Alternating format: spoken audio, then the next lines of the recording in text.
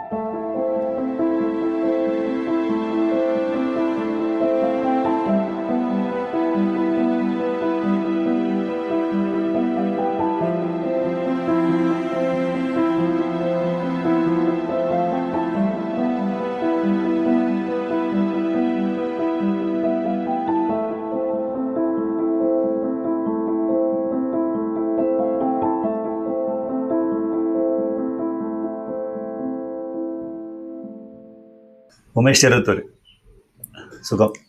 സുഖം. അപ്പോൾ വലിയൊരു മാജിക് അവതരിപ്പിക്കുന്ന ആളാണെന്ന് അറിയാം. നമുക്കൊരു മാജിക്കിൽ തുടങ്ങിയാലോ? ഒരു ചെറിയ വിദ്യ നമ്മുടെ കാണികൾക്ക് വേണ്ടിയിട്ട്. ആദ്യം ഒരു മാജിക്. ലൈറ്റർ ആയിരുന്നു. ഓക്കെ. സിഗരറ്റ് ഇല്ലല്ലോ? സിഗരറ്റ് അല്ല. ഈ ചെറിയൊരു മാജിക്. ഈ പന്തം ഒന്ന് കത്തിച്ചേ. പന്തല് കത്തിക്കണ്ടു? ആ, എന്നെ കത്തിക്കാനില്ല.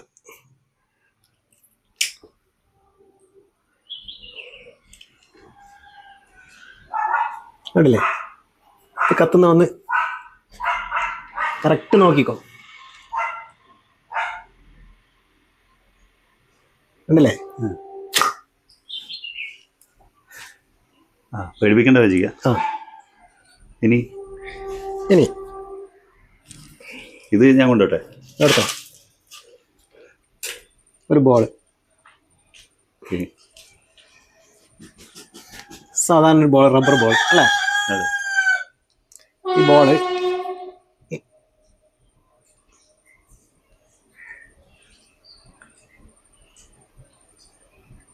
ഇപ്പൊ ഈ 2 മാജിക് ഇത് മതി. ഓക്കെ. ശരിക്ക് മാജിക് എന്ന് പറയുന്നത് കൺകെട്ടാണ്, നമ്മൾ കാണികളെ കണ്ണു കെട്ടുന്ന ഒരു വിദ്യ. അപ്പൊ എങ്ങനെ ഈ മാജിക്കിലേക്ക് എത്തിപ്പെട്ടത്? മാജിക്കിലേക്ക് ഞാൻ സ്കൂൾ വിട്ടതിന് ശേഷം വീട്ടിലിങ്ങനെ ഒരു ഏകാന്തവാസം പോലെയായി. അങ്ങനെ ഞാൻ ഈ ചെറിയ ചെറിയ മാജിക്കിന്റെ ഉപകരണങ്ങൾ വാങ്ങി, തപാൽ വഴി വാങ്ങി മാജിക് ചെയ്തു. അങ്ങനെ ഒരു സ്റ്റേജിൽ മാജിക് അവതരിപ്പിച്ചു. ഇപ്പോഴാണെങ്കിൽ നമുക്ക് ഈ വിദ്യകളൊക്കെ നോക്കി പഠിക്കാൻ യൂട്യൂബ് പോലത്തെ ഒരുപാട് മാധ്യമങ്ങളുണ്ട്. അപ്പൊ അന്ന് പക്ഷെ അങ്ങനെ ഒരു ഇതൊന്നും ഇല്ലാതെ സ്വയം പഠിച്ചു എന്ന് പറയുമ്പോൾ അന്നേരം മാജിക്കിന്റെ തിയറി മാത്രമേ തപാലിൽ പഠിക്കാൻ പറ്റൂ. മാജിക് ഉണ്ടാക്കി മനസ്സിലാക്കി സ്വയം ചെയ്യണം. സ്വയം ചെയ്തിട്ട് അങ്ങനെ തന്നെ പഠിച്ചതാണ്. ഇപ്പൊ ഉമേഷ് ചെറുത്തൂർ എന്ന് പറയുന്ന ഒരു വ്യക്തി ശരിക്കും പറഞ്ഞാല് ഒരുപാട് ആളുകൾക്ക് മോട്ടിവേഷൻ ആവേണ്ട ഒരു വ്യക്തിയാണ്. ഉമേഷ് ചെറുത്തൂരിന്റെ ജീവിതം പഠിച്ചു കഴിഞ്ഞാല് ഒരുപാട് ആളുകൾക്ക് മോട്ടിവേഷൻ കിട്ടുന്ന ഒരു സംഭവമാണ്. അതായത് ശാരീരികമായ ചില പരിമിതികൾ മൂലം തന്നിലേക്ക് തന്നെ ഒതുങ്ങി, അല്ലെങ്കിൽ ജീവിതത്തിലേക്ക് ഒതുങ്ങി, അവരുടെ കുടുംബത്തിലേക്ക് ഒതുങ്ങി, വീട്ടിലേക്ക് ഒതുങ്ങി ജീവിക്കുന്ന ആളുകൾക്ക് ഉമേഷ് ചെറുത്തൂർ എന്ന് പറയുന്നത് വളരെ ഒരു പ്രചോദനം നൽകുന്ന ഒരാളാണ്. അപ്പൊ എന്താ അതിനെ കുറിച്ച് പറയാനുള്ളത്? അത് ഈ ചെറിയൊരു കാര്യത്തിന് ആത്മഹത്യ ചെയ്യുന്നവരല്ലേ? ഉണ്ട്. അതാ ഞാൻ പറഞ്ഞത്. അവരവര് ചെറിയൊരു അതിന് ആത്മഹത്യ ചെയ്യുന്നു. നമ്മളെ സമൂഹം ഭയങ്കര വേഗതയിലാണ് പോകുന്നത്. അപ്പം സാധാരണ അങ്ങോട്ടും ഇങ്ങോട്ടും ശ്രദ്ധിക്കാൻ പറ്റുന്നില്ല. അപ്പം എന്നെ പോലെയുള്ള ഒരാളെ ശ്രദ്ധിക്കണമെങ്കിൽ എന്തെങ്കിലും ഒരു ഗിമ്മിക്ക് ചെയ്യണം. അവര് ഞാൻ സമൂഹത്തിലേക്ക് മുന്നിട്ട് ഇറങ്ങി എന്തെങ്കിലും ഒരു വെറൈറ്റി ഉണ്ടെങ്കിലേ ശ്രദ്ധിക്കും എന്നറിഞ്ഞുകൊണ്ട് ഞാൻ മാജിക് തിരഞ്ഞെടുത്തു. സാധാരണ എന്നെ പോലെയുള്ളവർ പിന്നെ ഇങ്ങനെ സംഗീതം, ചിത്രരചന സാധാരണ എല്ലാവരും ഉണ്ടാവുന്നില്ലേ എന്നെ പോലെയുള്ളവർ. ഞാനതൊരു വെറൈറ്റി തിരഞ്ഞെടുത്തു. അങ്ങനെയാണ് മാജിക്കിലേക്ക് വന്നത്. ശരിക്കും പറഞ്ഞാൽ മാജിക്കിൽ ഒരു ഗുരുവില്ല, ഗുരുവായിട്ട് അങ്ങനൊന്നുമില്ല. സ്വയം പഠിച്ച ഒരു ഗുരുവില്ല. മാജിക് സാധാരണ ഇപ്പൊ മാജിക് ഉണ്ട്, സാധാരണ എല്ലാവരും മാജിക് ചെയ്യുന്നുണ്ട്. പക്ഷെ അത് എന്റെ രീതിയിലാക്കി എടുക്കണമെങ്കിൽ ഞാൻ തന്നെ ശ്രമിക്കണം. ഞാനിപ്പോ ഫയർ എസ്കേപ്പ് ചെയ്തിന് സാധാരണ അവര് ചെയ്യുന്നത് പോലെയല്ല, ഞാൻ എന്റേതായ ശൈലിയിൽ ഫയർ എസ്കേപ്പ്. ഈ ഫയർ എസ്കേപ്പ് പോലത്തെ ഇത്രയും അപകടം പിടിച്ചൊരു സാധനം ചെയ്യാൻ ശരിക്കും എങ്ങനെ ധൈര്യം കിട്ടുന്നു? ഫയർ എസ്കേപ്പ്, സ്പൈക്ക് എസ്കേപ്പ് കണ്ടിട്ടുണ്ട്.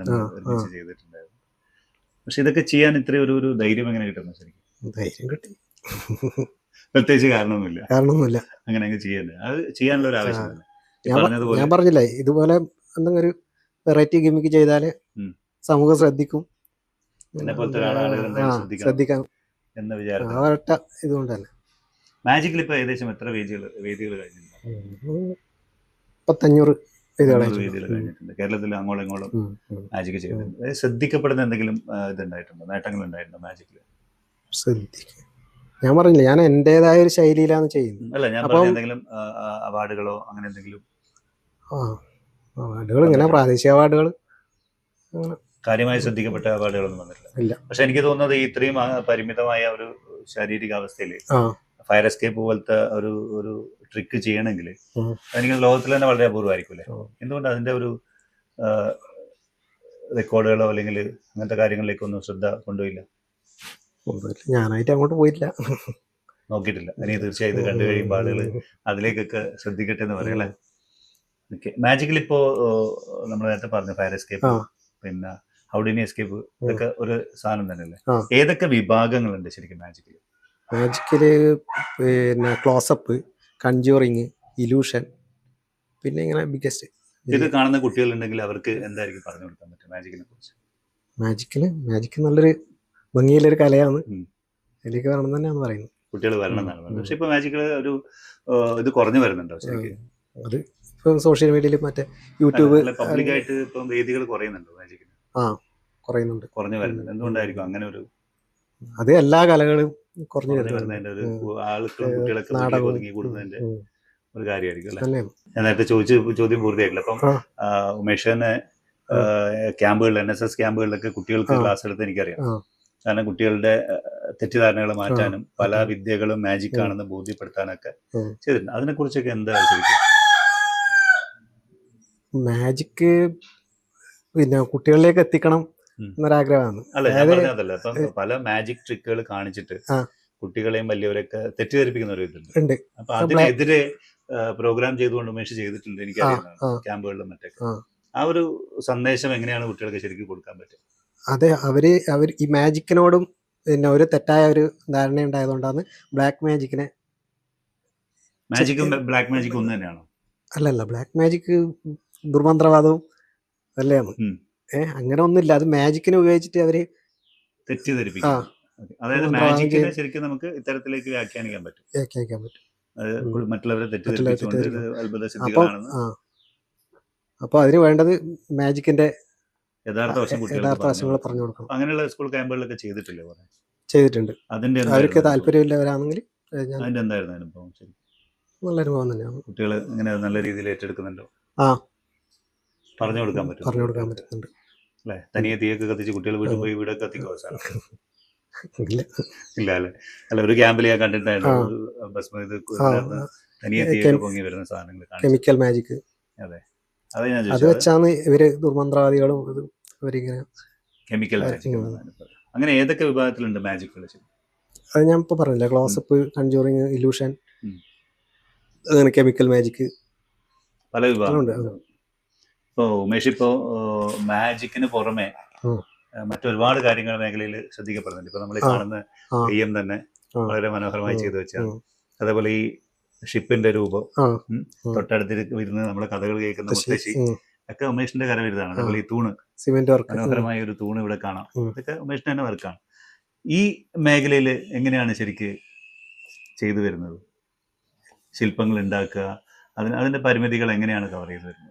ഞാൻ പറഞ്ഞില്ലേ, ഈ കലാഫീൽഡിലേക്ക് ഇങ്ങനെ എന്നതിന് ശേഷം എനിക്ക് ചെയ്യാൻ പറ്റുന്നത് എന്താന്ന് അത് ഞാൻ ചെയ്യാം. ഞാൻ ഫസ്റ്റ് പറഞ്ഞു. ഫസ്റ്റ് പറഞ്ഞു എങ്ങനെ ചെയ്താൽ അപ്പുറത്തല്ലേ ആയിരിക്കും. അതേപോലെ ശില്പങ്ങൾ ഇപ്പൊ പ്ലോട്ടുകൾ ഉണ്ടാക്കുന്നുണ്ട് നമ്മുടെ കാഴ്ചക്കൊക്കെ. ഇപ്പൊ വടക്കൻ കേരളത്തിലെ ഒട്ടുമിക്ക കാഴ്ചകളിൽ ഉപയോഗിക്കുന്ന പ്ലോട്ടുകൾ ഉമേഷിന്റെ ആണ്. അത്തരം പ്ലോട്ട് എത്ര പ്ലോട്ടുകൾ ചെയ്തിട്ടുണ്ട്? ഏതൊക്കെ പ്ലോട്ടുകളാണ് അതിൽ ശ്രദ്ധിക്കപ്പെട്ടിട്ടുള്ളത്? ഒരു 10-15 പ്ലോട്ട് ചെയ്തിട്ടുണ്ട്. അതിൽ ശ്രദ്ധിക്കപ്പെട്ടത് പെരുന്തച്ചനാണ്. പെരുന്തച്ചന മോഹനം. എവിടെയായിരുന്നു ആ പ്ലോട്ട്? അത് ഒരുപാട് സ്ഥലത്ത്. എന്താ അതിന്റെ പെരുന്തച്ചൻ പിന്നെ ഇതിന് കെട്ടിന് മുകളിൽ നിന്ന് പുളി താഴെ കെട്ട് കഴുത്തറുത്ത് കിടക്കുന്ന ആ ഒരു സ്റ്റീൽ മോഡൽ. അത് കഴുത്തറുത്ത് ഒരു ഭാഗത്തേക്ക് നിൽക്കുന്ന, അതായത് മകൻ മരിച്ചു കിടക്കുന്ന. അത് ഇവരെ വെച്ച് ചെയ്താണ്, മനുഷ്യനെ വെച്ച് ചെയ്താണ്, ഫിഗറാണ്. ഡീറ്റെയിൽ ആയിട്ട് പറയാൻ പറ്റുമോ എങ്ങനെയാണ് അതിന്റെ ട്രിക്ക്? അതൊരു ട്രിക്ക് ഉണ്ട് അതിന് മാജിക് ട്രിക്ക്. ഓക്കെ. സോഷ്യൽ മീഡിയയിലൊക്കെ ഉമേഷിന് ഒരുപാട് വർക്കുകൾ, ഇപ്പൊ ഈ അടുത്ത കാലത്ത് തന്നെ ഒരു കള്ള് ഷാപ്പ് വന്നിട്ടുണ്ട്. അതുപോലെ മുമ്പ് ഒരു അടുക്കള, പിന്നെ അങ്ങനെയുള്ള ഒരുപാട് വർക്കുകൾ ഞാൻ തന്നെ സോഷ്യൽ മീഡിയയിൽ കണ്ടിട്ടുണ്ട്. അങ്ങനെ എത്ര വർക്കുകൾ, ആ വർക്കുകളെ കുറിച്ചൊക്കെ എന്താണ് പറയാനുള്ളത് ശരിക്കും? അത് ഞാൻ പറഞ്ഞു, ഫസ്റ്റ് പറഞ്ഞില്ലേ ആളുകളെ. അത് വേറെ വർക്ക്, എന്തൊക്കെ വർക്കുകളാണ്, അതിന്റെ പ്രത്യേകത എന്താണ്? ഇപ്പൊ കള്ള് ഷാപ്പ് അടുത്ത കാലത്ത് നമ്മൾ കടൽക്കരയിൽ ഒരു കള്ള് ഷാപ്പ് ചെയ്തു. അതാണ് അതിന്റെ ഒരു പക്ക പഴയ കാലത്തെ മിനിയേച്ചറാണ്. അതുപോലെ തന്നെ അടുക്കളയും പഴയ കാലത്ത് ഒരു അടുക്കളയാണ് ചെയ്തത്. പണ്ട് കാലത്തുള്ള അടുക്കളയുടെ ഇപ്പോഴത്തെ തലമുറക്ക് കാണാൻ പറ്റാത്തത്, കണ്ടിരിക്കാൻ സാധ്യതയില്ലാത്തത് ഞാൻ അവർക്ക് കാണിച്ചു. ജെൻസി കുട്ടികൾ കണ്ടിരിക്കാൻ സാധ്യതയില്ലാത്ത സാധനങ്ങൾ അടുക്കളയിലൊക്കെ വരുന്നത് പഴയ. ഇങ്ങനെയാണ് നമ്മൾ അടുക്കള മുമ്പ് ഉണ്ടായിനി, ഇതുപോലെയാണ് നമ്മൾ കള്ള് ഷാപ്പ് മുമ്പ് ഉണ്ടായിനി. ഇപ്പൊ ഹൈടെക് ആയില്ലേ, അടുക്കളയും ഹൈടെക്കായി, കള്ള് ഷാപ്പുമായി. പെരുന്തച്ഛനും മകനും അല്ലാതെ വേറെ ഏതാണ് ശില്പം ചെയ്തിട്ടുള്ളത്? ഒരുപാട് ശില്പം. നാറാണത്ത് ഭ്രാന്തൻ ശ്രദ്ധിക്കപ്പെടുന്നവ. നാറാണത്ത് ഭ്രാന്തൻ അതെവിടെയാ? അത് ഒരു നാടകോത്സവത്തിന് ചെയ്തത് അടുത്ത്. അതൊരു ശില്പം, വലിയ 11 അടി വലുപ്പമില്ലേ ഒരു ശില്പം. ഒരു തെയ്യത്തിന്റെ ചെയ്തിട്ടുണ്ടല്ലേ, നമ്മളെ ചോര കുടിക്കുന്ന ഒരു തെയ്യത്തിന്റെ. ഈ തെയ്യവും മാജിക്കും സമന്വയിപ്പിച്ചൊരു മാജിക് ചെയ്തിട്ടുണ്ട്. എവിടെ? സ്റ്റേജിൽ. ഒരുപാട് സ്റ്റേജ് ചെയ്തിട്ടുണ്ട്. 2 തെയ്യങ്ങളെ സ്റ്റേജിൽ പ്രത്യക്ഷപ്പെടുത്തുന്നത് പെട്ടെന്ന്. അതായത് സ്റ്റേജിലേക്ക് തെയ്യങ്ങളെ പ്രത്യക്ഷപ്പെടുത്തുന്നത്. അതിന്റെ വിഷ്വല് നമുക്ക് ഏതായാലും കൊടുക്കാം. ആ അതിൽ ആ എന്തായിരുന്നു ആ ഒരു അനുഭവം? അതും അങ്ങനെ വേറൊരു മെജീഷ്യൻ, മംഗലാപുരത്തിലൊരു മെജീഷ്യൻ ചെയ്തതാണ്. അത് ഒരു തെയ്യത്തിനെ വെച്ച് ചെയ്തത്. ഉം. ഞാനത് 2 തെയ്യങ്ങളെ സ്റ്റേജിൽ പ്രത്യക്ഷപ്പെടുത്തുന്നത്. അത് എൻ്റെ 2 തെയ്യം ആ ഒരുമിച്ച് 2 ചെയ്തു. ഉം. അത് എൻ്റെ ഒരു ഐഡിയയിൽ ചെയ്തതാണ്. ആ. അത് എനിക്ക് സ്വന്തം അതൊക്കെ ചെയ്ത് വേറെ കേരളത്തിൽ ആരെങ്കിലും അങ്ങനെ ചെയ്തിട്ടുണ്ടാവും? 2 തെയ്യങ്ങൾ ചെയ്യുന്നത് ഞാൻ കണ്ടിട്ടില്ല. ഉണ്ടായിട്ടുണ്ടാവില്ല. ഇല്ല. അതൊരു പുതിയ അനുഭവം തന്നെയായിരിക്കും. പ്ലോട്ടുകൾ ഒരുപാട് ചെയ്തിട്ടുണ്ട്. ചെയ്തിട്ടുണ്ട്. അതിലിപ്പോ നേരത്തെ പറഞ്ഞ പെരുന്തച്ഛനും മകനും കുറച്ച് മകനും ശ്രദ്ധിക്കപ്പെട്ടാണ്. അതേപോലെ കരിഞ്ചാമ്പടിയുടെ ഒരു തെയ്യത്തിന്റെ ഒരു തെയ്യം തെയ്യം ഇത് ചെയ്തിട്ടുണ്ട്. ചെയ്തിട്ടുണ്ട്. തെയ്യങ്ങൾ ഒരുപാട് സാധാരണ ചെയ്യുന്നുണ്ടല്ലോ ശരിക്കും. സാധാരണ പിന്നെ ഈ കാഴ്ച ഇതില് പ്ലോട്ടിൽ ഉം. കരിഞ്ചാമുണ്ടിനെ ആരും ചെയ്തിട്ടാണ്. അതെ, അത് മൂവിങ് അല്ലേ ശരിക്കും? മൂവിങ് ആണ്. ആ. മൂവിങ് ആണ്. അത് എൻ്റെ ഒരു സ്റ്റൈലില് അത് മൂവ് ചെയ്യുന്നതാണ്. എങ്ങനെയാ അത് എന്താ ഒരു അത് മാനുവലായിട്ട് മൂവ് ചെയ്യുന്നതാണ്. ഉം. പക്ഷെ അത് എല്ലാവരും ഒരുപാട് ശ്രദ്ധിച്ചു. അത് വളരെ ശ്രദ്ധിക്കപ്പെട്ട കാഴ്ച, ശ്രദ്ധിക്കപ്പെട്ട, ശരിക്കും ശ്രദ്ധിക്കപ്പെട്ട കരിഞ്ചാമുണ്ടിയുടെ. കരിഞ്ചാമ്പണ്ടി. പലർക്കും അറിയാത്ത കാര്യമാണ് ഇത്തരം അതെ. പ്ലോട്ടുകൾ പലതും ഉമേഷ് ചെയ്തതാണെന്ന്. ആ നമ്മുടെ നാട്ടിൽ പലർക്കും അറിയാത്തൊരു കാര്യമാണ്. അപ്പൊ ഈ കരിഞ്ചാമ്പണ്ടി എന്ന് പറയുന്ന ഈ ഒരു പ്ലോട്ട് ചെയ്യാൻ എന്തെങ്കിലും പ്രത്യേകിച്ച് കാരണം, എന്തെങ്കിലും ഒരു അതിലേക്ക് വരാനുള്ള എന്തെങ്കിലും ഉണ്ടായിരുന്നു? ഇല്ല, അത് ഓരോ വർഷം പിന്നെ എൻ്റെ ഒരു ഇതുണ്ട്, ഒരു ദൃശ്യ ചെറുവത്തൂർ എന്ന് പറഞ്ഞൊരു ഫ്ലോട്ടിന്റെ ഒരു സെറ്റ് ഉണ്ട്. അതിങ്ങനെ ഓരോ വർഷം ഓരോ മാറ്റങ്ങൾ ചെയ്യണം, എന്നാലേ കാഴ്ച എടുക്കും. അങ്ങനെ ചെയ്തതാണ് പുതിയൊരു കരിഞ്ചാമുണ്ടി. കരിഞ്ചാമുണ്ടി എല്ലാ തെയ്യത്തിനെയും ചെയ്തിട്ടുണ്ട്. ഓരോരുത്തർ ഓരോ സംഘടനകൾ ചെയ്തിട്ടുണ്ട്. ഞാൻ ഇത് കരിഞ്ചാമുണ്ടിനൊന്ന് പരീക്ഷിച്ചു. അത് മൂവിങ് ആണ്. എവിടെയാണ് ആദ്യം അവതരിപ്പിച്ചത്? ചെറുവത്തൂർ തന്നെയാണ്. ചെറുവത്തൂർ ഇവിടെ അടുത്ത് തന്നെയാണ്. നല്ല പ്രതികരണമായിരുന്നു കരിഞ്ചാമുണ്ടി. ഈ തെയ്യങ്ങൾ ഒരുപാട് തെയ്യങ്ങൾ ചെയ്ത് കണ്ടിട്ടുണ്ട്. പ്ലോട്ടായാലും ശില്പങ്ങളായാലും. അതിനു മുമ്പ് ഒരു പൊട്ടൻ തെയ്യത്തിന്റെ നല്ല മനോഹരമായൊരു പ്രതിമയോടെ ഉണ്ടായിരുന്നു. തെയ്യങ്ങളോട് ഇത്ര താല്പര്യം എന്ന് പറഞ്ഞാൽ എന്തായിരുന്നു? ഒരുപാട് തെയ്യങ്ങളെ പ്ലോട്ട് ഞാൻ കണ്ടിട്ടുണ്ട്, തെയ്യങ്ങളെ രൂപം ഞാൻ കണ്ടിട്ടുണ്ട്. ഇത് തന്നെ നല്ല ഭംഗിയുള്ള ഒരു തെയ്യം. ഇത് ഏതാ തെയ്യം? ഇത് പൂമാരുതൻ. പൂമാരുതൻ തെയ്യം. ഇതെന്തെങ്കിലും വെറുതെ ചെയ്ത് വെച്ച് തന്നെയാണ്? വെറുതെ ചെയ്തത്. ആർക്കും വേണ്ടി ചെയ്താണ്? ആ കൊറോണ സമയത്ത് വീട്ടിൽ ചെയ്ത സമയം കിട്ടിയപ്പോ ചെയ്തതാണ്. ഓക്കെ. അപ്പൊ പിന്നെ ഈ സാധാരണ ഈ തെയ്യത്തിന്, ഒറിജിനൽ തെയ്യത്തിന് ഈ അണിയളപ്പണി, ഇത് പിന്നെ അതിന്റെ ചന്ദ്രക്കല, ഇതെല്ലാം ഞാൻ ഉണ്ടാക്കി കൊടുക്കലുണ്ട്. എന്തൊക്കെ ഉണ്ടാക്കുന്നുണ്ട്? ചന്ദ്രക്കല, പാമ്പ്, പിന്നെ അതിന്റെ തകിട് കളർ ചെയ്ത് കൊടുക്കും. അങ്ങനെ ആൾക്കാർ വരുന്നുണ്ട്. വാണിജ്യപരമായിട്ട് തന്നെ ചെയ്യുന്നുണ്ട്. വേണ്ടവർക്ക് എത്തിച്ചു കൊടുത്തിട്ട് ആ രീതി തന്നെ ചെയ്തു കൊടുക്കുന്നുണ്ട്. അത് അതിന്റെ സ്റ്റീൽ വർക്കാണ്, മറ്റേ വെള്ളിന്റെ അല്ല, സ്റ്റീലിന്റെ. അല്ല, സ്റ്റീൽ തന്നെ, സ്റ്റീൽ ഷീറ്റിൽ ചെയ്യുന്നത്. തെയ്യത്തിന്റെ അണിയലങ്ങള് പറയുമ്പോൾ നമ്മള് വിഷകണ്ഠൻ നാടകത്തില് തെയ്യം കൂടാതെ ഒരുപാട് മാജിക് അവതരിപ്പിച്ചിട്ടുണ്ട്. മാജിക് എഫക്ട്സ് അതില് വിഷകണ്ഠന്റെ അവതരണത്തിൽ തന്നെ പറയുന്നുണ്ട്. Magic effects Umesh Cheruvathur. ആ ഒരു നാടകത്തിൽ എന്തൊക്കെയാ ചെയ്തിട്ടില്ല ശരിക്കും? അതിലൊരു പാമ്പ് വർക്ക് ചെയ്യുന്നത്, പിന്നെ ഒരു ബോഡി മേലോട്ട് ഇങ്ങനെ പോകുന്നത്, അതെല്ലാം മാജിക്കിനാണ്. ഡെഡ് ബോഡി മുകളിലോട്ട് പൊങ്ങുന്നത്. പിന്നെ അതിൽ ഒരുപാട് മാജിക് എഫക്ട് ചെയ്തിട്ടുണ്ട്. ശരിക്കും അതിനകത്ത് എനിക്ക് തോന്നുന്നത് കുറെ കൂടി ആളുകൾ ശ്രദ്ധിച്ചൊരു സാധനം, സ്റ്റേജിന്റെ നടുക്കുന്ന പെട്ടെന്ന് പ്രത്യക്ഷപ്പെടുന്നതും അതൊക്കെ മാജിക് എഫക്ട് തന്നെയല്ലേ? ഓക്കെ. നാടക അനുഭവങ്ങൾ എന്തൊക്കെയാണ് ശരി? നാടക അനുഭവങ്ങൾ ഒരുപാട് നാടകങ്ങൾക്ക്, പ്രൊഫഷണൽ നാടകത്തിനും മറ്റേ അമേച്ചർ നാടകത്തിനും സെറ്റ് ചെയ്ത് കൊടുത്തിട്ടുണ്ട്. നാടകത്തിന്റെ ബാക്ക്ഗ്രൗണ്ട് അതായത് ഇങ്ങനെയുള്ള വർക്ക്, ഇങ്ങനെയുള്ള ഒരുപാട് വർക്ക് ചെയ്ത് കൊടുത്തിട്ടുണ്ട്. ആർട്ട് വർക്ക്, സ്ക്രീൻ കാര്യങ്ങള്, കർട്ടൻ കാര്യങ്ങൾ ചെയ്ത് കൊടുത്തിട്ടുണ്ട്. ഉമേഷ് തുടങ്ങുമ്പോൾ തന്നെ നമ്മളോട് പറഞ്ഞൊരു കാര്യമുണ്ട്, പരിമിതികൾക്കുള്ളിൽ നിന്നുകൊണ്ട് മറ്റുള്ളവരുടെ മുമ്പിൽ എങ്ങനെ ശ്രദ്ധ ആകർഷിക്കാൻ പറ്റും, എനിക്കെന്ത് ചെയ്യാൻ പറ്റും എന്നൊരു ഒരു ചിന്തയാണ് ഈ ഒരു അവസ്ഥയിലേക്ക്, അതായത് മാജിക്കാരനായും ശില്പിയായും കലാകാരനായും ഒക്കെ ഇന്ന് ലോകത്തിന് മുമ്പിൽ അറിയപ്പെടുന്ന ഒരു അവസ്ഥയിലേക്ക് എത്തിച്ചു. അപ്പൊ നിസ്സാരമായ കാര്യങ്ങൾക്ക് ആത്മഹത്യ ചെയ്യുന്ന കുട്ടികളുണ്ട്. അവരോട് ശരിക്കും എന്ത് പറയണ്ടാവും? ശരിക്കും അവർക്ക് എന്ത് മെസ്സേജ് കൊടുക്കാനുള്ളത്? അതെ, നമ്മ ഇല്ലാത്തതിനെ പറ്റി അതിന്റെ പറയാൻ പോകാൻ പാടില്ല. അതുകൊണ്ടാണ് അത് സംഭവിക്കുന്നത്. അതിപ്പോ നമ്മൾ ഈ ചെവിയില്ലേ, ഈ ചെവി അനക്കാൻ പറ്റുമോ? ഇല്ല, പറ്റുന്നില്ല. അതിനെപ്പറ്റി ആരെങ്കിലും ദുഃഖിച്ചിട്ടുണ്ടോ? ഇല്ല. പറക്കാൻ പറ്റുമോ? ഇല്ല. അതിനെപ്പറ്റി ആരും ദുഃഖിച്ചിട്ടില്ല. ഇല്ല. അതുപോലെ എന്നെ കൊണ്ട് ചെയ്യാൻ പറ്റൂല എന്ന് പറഞ്ഞതിന്റെ ആ ഭാഗത്തേക്ക് ഞാൻ പോകില്ല. മനസ്സിലായില്ലേ? നമുക്ക് ചെയ്യാൻ പറ്റുന്നത് എന്തുണ്ട്? ഒരുപാട് കാര്യങ്ങളുണ്ട്. ആ കാര്യങ്ങൾ ചെയ്യുക. അപ്പോൾ ജീവിതത്തിൽ വിജയം ഉണ്ടാവും. മനസ്സിലായില്ലേ? അത് എന്നെക്കൊണ്ട് ചെയ്യാൻ പറ്റുന്നില്ല എന്ന് പറഞ്ഞ് ആത്മഹത്യ ചെയ്യുന്നവരുണ്ട്. ചെറിയ കാര്യങ്ങൾക്ക് ആത്മഹത്യ ചെയ്യുന്നവരുണ്ട്. ഇല്ലേ, ജീവിതം ഒന്നേ ഇല്ല, അത് അടിച്ചു പൊളിച്ച് ആസ്വദിച്ച് ജീവിക്കുക, അത്രയാണ്. പല പരിമിതികളോട് ശ്രദ്ധിക്കേണ്ട ശ്രദ്ധിക്കേണ്ട ആവശ്യമില്ല, പരിമിതികളെ കുറിച്ച് ബോധവാനാവേണ്ട കാര്യമില്ല. ഇല്ല. എന്താണോ നിങ്ങളുടെ കയ്യിലുള്ളത് അത് അത് ശ്രദ്ധിക്കുക. പ്രത്യേകിച്ചും എനിക്ക് അതാണ് ഉമേഷിന്റെ വിജയം, അവിടെയാണ്. ഉം. അതാണ് നമുക്ക് അതാണ്. പറയാനുള്ളത്. ഇല്ലാത്തതിനെ പറ്റി വിഷമിക്കണ്ട, ഉള്ളത് ഡെവലപ്പ് ചെയ്യാം. അത്രയാണ്. അപ്പൊ നമുക്ക് ഒരു മാജിക് കൂടെ കണ്ടാലോ? കാണാം. റെഡി ആണല്ലോ? ടിഷ്യൂ പേപ്പർ വെച്ചൊരു മാജിക് ചെയ്യാം അല്ലേ? വൈറ്റ് പേപ്പർ നോക്കണോ? സാധാരണ കാണികൾക്ക് നോക്കാനും കൊടുക്കും. സാധാരണ ഒരു പേപ്പർ, സാധാ ടിഷ്യൂ പേപ്പർ ഉണ്ടല്ലേ? ഇത്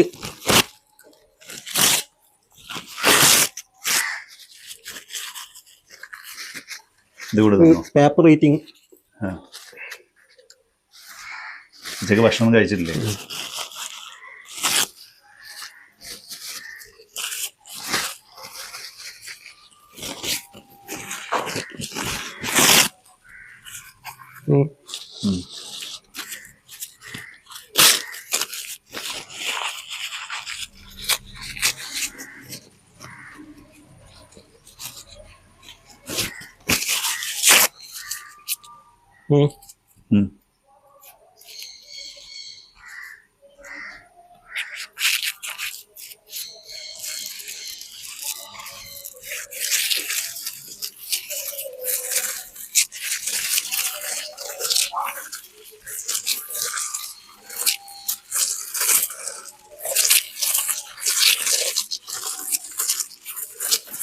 വലിക്കണം.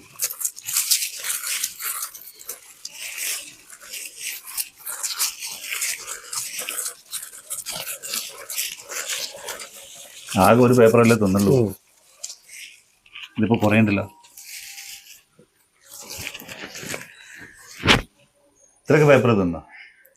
ഇപ്പോൾ ഒരുപാട് മാജിക് വേദികൾ അവതരിപ്പിച്ചിട്ടുണ്ട്, ഒരുപാട് നാടകങ്ങൾ ഒരുപാട് ചെയ്തിട്ടുണ്ട്, ഒരുപാട് ശില്പങ്ങൾ ചെയ്തിട്ടുണ്ട്, ഒരുപാട് കാഴ്ച വസ്തുക്കൾ, അതായത് കാഴ്ചകൾ പ്ലോട്ടുകൾ ചെയ്തിട്ടുണ്ട്. അപ്പൊ ഇനി ഒരുപാട് അവസരങ്ങളുണ്ട്. ഉമേഷ് വലിയ ചെറുപ്പക്കാരനാണ്, അവസരങ്ങൾ ഒരുപാട് ഇനിയും വരാനുണ്ട്. എന്നാലും ഈ ഇതിൽ ഇപ്പോൾ മാജിക് ഉണ്ട്, നാടകമുണ്ട്, അതിന്റെ പിന്നണിയിൽ അതിന്റെ വേദിയിൽ വേണ്ട സാധനങ്ങളൊക്കെ ഒരുക്കി കൊടുക്കുന്നുണ്ട്, കൂടാതെ ചിത്രം വരക്കുന്നുണ്ട്. കുട്ടികളെ സഹായിക്കുന്നില്ല ശരിക്കും ചിത്രം വരയും കാര്യങ്ങളൊക്കെ ആയിട്ട്? എന്തൊക്കെയാണ് അതിൽ ചെയ്യുന്നത്? കുട്ടികളെ ഒരുപാട് ക്യാമ്പ് ചെയ്തിട്ടുണ്ട് സ്കൂളിലും, പിന്നെ ചില സംഘടനയുടെ ക്യാമ്പുകളിൽ പോയിട്ട് അവർക്ക് നല്ലൊരു എന്താ ചെയ്യാ? അത് ഓരോ വിഭാഗം ക്യാമ്പ് ചെയ്തിട്ടുണ്ട്. മാജിക് ചെയ്തിട്ടുണ്ട്, പിന്നെ നമ്മുടെ കുരുത്തോല കളരി, പേപ്പർ, എല്ലാ ക്യാമ്പിലും ഓരോ വ്യത്യസ്തമായിട്ട് അത് ചെയ്തിട്ടുണ്ട്. എൻജോയ് ചെയ്യുന്നുണ്ട്. ഒരുപാട് രൂപങ്ങൾ അവർക്ക് ഇപ്പം അറിയാത്ത നമ്മൾ മുമ്പ് ചെയ്തത് ഭയങ്കര അത്ഭുതമാണ്.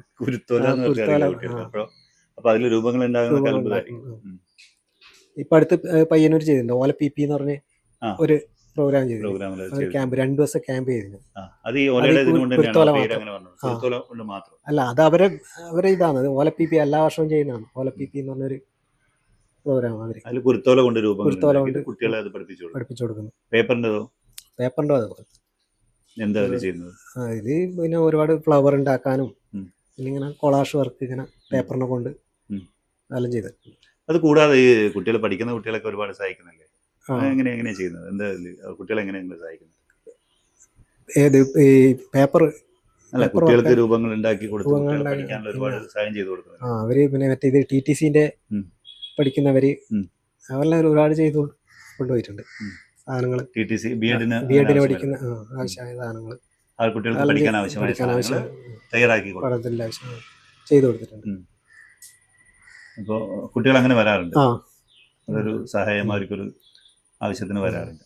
അപ്പോൾ ഞാൻ ചോദിച്ചു വന്നതല്ലേ, ഇപ്പോൾ ഒരുപാട് മേഖലകളിൽ ഉമേഷ് ചെയ്യുന്നുണ്ട്, ഒരുപാട് മേഖലകളിൽ വ്യക്തിമുദ്ര പതിപ്പിച്ച ഒരാളാണ് ഉമേഷ്. ഞാൻ പറഞ്ഞു മാജിക്, ശില്പങ്ങൾ ഉണ്ടാക്കുന്നത്, ഇപ്പോൾ കുട്ടികൾക്ക് രൂപങ്ങൾ ഉണ്ടാക്കി കൊടുക്കുന്നത്, ചെറിയ ചെറിയ കാർഡ്ബോർഡിലും മറ്റൊക്കെ അവരെ രീതിയിലുള്ളത്, ചിത്രം വരക്കുന്നത്, നാടകത്തിന്റെ കട്ടൗട്ടുകളും ബാക്ക് സീനറീസും വരച്ചു കൊടുക്കുന്നു, അതേപോലെ കാഴ്ചക്ക് അതിന്റെ പ്ലോട്ടുകൾ ഉണ്ടാക്കി കൊടുക്കുന്നു. ഇതിൽ ഏറ്റവും ഇഷ്ടപ്പെട്ട വിഭാഗം ഏതാ? ഇഷ്ടപ്പെട്ട മാജിക് തന്നെയാണ്. അത് വിട്ട് കളിയില്ല. മാജിക് തന്നെയാണ് ഏറ്റവും ഇഷ്ടം. മാജിക്കാണ്. ഓക്കെ, ഇനി മുന്നോട്ടും തീർച്ചയായിട്ടും ഇപ്പൊ മാജിക്കുമായിട്ടായിരിക്കുമല്ലോ കൂടുതൽ വേദികൾ. ഇതൊരു സൈഡായിട്ട് അങ്ങനെ പോകും മാജിക്. അതായത് ബാക്കി ഫ്രീ ടൈമിൽ ആ ശില്പങ്ങളും അങ്ങനെയെല്ലാം ഇതുപോലത്തെ ചെയ്തു. രൂപങ്ങളൊക്കെ ഉണ്ടാക്കുന്നത്, ഇതൊക്കെ ശരിക്കും ഫ്രീ ടൈമിൽ ഉപയോഗിച്ച് നേരത്തെ അതെ, പറഞ്ഞപ്പോൾ. അതെ. ഈ കപ്പലോ കപ്പലിൽ ഫോം ബോർഡ് ചെയ്തത് അതേ ഉം. സമയത്ത് ചെയ്താണത്. ഉം. ഇതാ കോവിഡിന്റെ സമയത്ത് ചെയ്തതാണതല്ലോ. അമ്മമ്മയുടെ സ്ഥിതി എന്താ? അതൊരു നാടകത്തിന്റെ ഒരു പരസ്യത്തിന് വേണ്ടി ചെയ്തത്. ആ. അവരെ നാടകോത്സവം നടക്കുന്നിടത്ത് ആ. അവരൊരു പരസ്യത്തിന് വേണ്ടി എന്താ അതിന്റെ കഥ? സിമെന്റ് വർക്ക് എന്തെങ്കിലും ഇത് ചെയ്യണം എന്ന് പറഞ്ഞ്, വ്യത്യസ്തമായി ചെയ്യണം എന്ന് പറഞ്ഞു. ഉം. ഞാൻ പറഞ്ഞു പഴമയിലേക്കാണ് എന്റെ പോക്ക്. ആ. ഇങ്ങനെയുള്ള ഒരാളെ ഇപ്പം കാണാൻ പറ്റൂല. ഇല്ല, ഇങ്ങനെ അത് ഇപ്പോഴത്തെ സമൂഹത്തിന് കാണിച്ചു കൊടുക്കണം. ഡ്രസ്സൊന്നും ഉപയോഗിക്കാതെ ആൾക്കാർ ഇപ്പൊ ഇല്ല, ഇല്ല. ആരും ഉണ്ടാവില്ല. ഇല്ല, ഇങ്ങനെയില്ല ആളും ഈ പക്ഷെ അന്നത്തെ സമൂഹത്തിൽ കാലത്ത് അങ്ങനെയായിരുന്നു. ആ. നമ്മുടെ വീട്ടിലെ അമ്മമാരൊക്കെ അമ്മമാരിൽ ഇങ്ങനെയാണ് ഉണ്ടായിട്ട്. ചെറുപ്പത്തിൽ കണ്ടിട്ടുണ്ടാവണം അല്ലെ? ഇങ്ങനെയില്ല ആൾക്കാരും ജീവിച്ചിട്ടുണ്ടായിരുന്നില്ല. നമ്മുടെ മുൻഗാമികൾ ഇങ്ങനെയാണ് ജീവിച്ചതെന്ന് കാണിച്ചു കൊടുക്കണം. ഏത് നാടകത്തിന്റെ ഇതായിരുന്നു അവിടെ? അത് ഈ നാടകോത്സവം. നാടകോത്സവത്തിന് തീർച്ചയായിട്ടും വളരെയധികം ശ്രദ്ധിക്കപ്പെട്ടിട്ടുണ്ടാവില്ല. ആളുകളുടെ അഭിപ്രായം എന്തായിരുന്നു? ആളുകളെ നല്ല പ്രതികരണം അഭിപ്രായമാണ് എല്ലാവരും. നേരിട്ട് വന്ന ആരെങ്കിലും പ്രത്യേകിച്ച് അഭിപ്രായം എന്തെങ്കിലും പറഞ്ഞ് രാത്രി ഇത് കണ്ട് പേടിച്ചാരെങ്കിലും ഉണ്ടോ? ഇല്ലില്ല. ഇതിവിടെ ഇങ്ങനെ പുറത്തു വെച്ച് ആരെങ്കിലും രാത്രി വന്നു കഴിഞ്ഞാൽ പേടിച്ചു പോയി? പേടിച്ചു. തീർച്ചയായിട്ടും. മുമ്പ് അവിടെ ഒരു തെയ്യായിരുന്നു. കൂടാതെ അതിന്റെ തൊട്ടടുത്തൊരു മൂർഖനും. രണ്ടും കൂടെ ആൾക്കാർ പേടിച്ചു പോയില്ലേ? ആരെങ്കിലും അങ്ങനെ പേടിച്ചിട്ടുണ്ടോ? അങ്ങനെയൊന്നുമില്ല, എല്ലാവർക്കും അറിയാം. ഇവിടെ ഉമേശനെ കൂടാതെ വേറെ ആൾക്കാരൊക്കെ ഉണ്ട്, എല്ലാവർക്കും അറിയാം. പക്ഷെ ഞാൻ പറഞ്ഞപ്പോ മാജിക് തന്നെയാണ് ഏറ്റവും ഇഷ്ടപ്പെട്ട മേഖല. തീർച്ചയായിട്ടും ഇനിയും മാജിക്കിൽ തന്നെ ആയിരിക്കും ശ്രദ്ധിക്കാം. മാജിക്കുകൾ വേദികൾ തന്നെ ആയിരിക്കും അന്വേഷിക്കുക തീർച്ചയായിട്ടും. കൂടാതെ കുട്ടികളെ സഹായിക്കാനും. അതുപോലെ നാടകത്തിൻ്റെത് ശരിക്കും പറഞ്ഞാൽ നല്ലൊരു മേഖലയല്ലേ നാടകത്തിന്റെ കട്ടൗട്ടുകളും സീനറീസ് ഒക്കെ വരക്കുന്നത്. അതിൽ നാടകത്തിന് കൂടുതൽ വരുന്നത് പിന്നെ അതില് ഒരുപാട് ടെക്നിക്കുകൾ ഉണ്ടാവും. അത് മാജിക്കായി സമന്വയിപ്പിച്ച് ചെയ്യാൻ വേണ്ടിയിട്ടാണ് കൂടുതൽ വരും അടുത്തേക്ക് വരുന്നത്. അതായത് നാടകത്തിന്റെ വേദിയിലേക്ക് മാജിക് കൂടി ഉൾപ്പെടുത്തിക്കൊണ്ട്, മാജിക് എന്ന് പറയാൻ പറ്റൂല, അതിന്റെ ഒരു ചെറിയ ടെക്നിക്കുകൾ ഉൾപ്പെടുത്തിക്കൊണ്ട് അവതരിപ്പിക്കുന്ന രീതി. അതൊരു പുതിയ രീതിയല്ല. എത്ര നാടകത്തിൽ അങ്ങനെ ചെയ്തിട്ടുണ്ട്? ഇപ്പോൾ ഒരു 3-4 നാടകം ചെയ്തിട്ടുണ്ട്. 4-5 നാടകം ചെയ്തിട്ടുണ്ട്. അപ്പൊ ആ നാടകമൊക്കെ പുതിയൊരു അനുഭവമായിരിക്കും. അതെ, കാണികളെ സംബന്ധിച്ച് പുതിയൊരു അനുഭവമായിരിക്കും. വിഷകണ്ഠ നാടകമൊക്കെ അത്രയും അമേച്ചർ നാടകങ്ങളാണല്ലോ ചെയ്തത്. അപ്പൊ ഇനിയും മാജിക്കുമായിട്ട് തന്നെ മുന്നോട്ട് പോകാനാണ് ഉദ്ദേശം. അതെ, മാജിക്കിന്റെ പേരെന്തായിരുന്നു?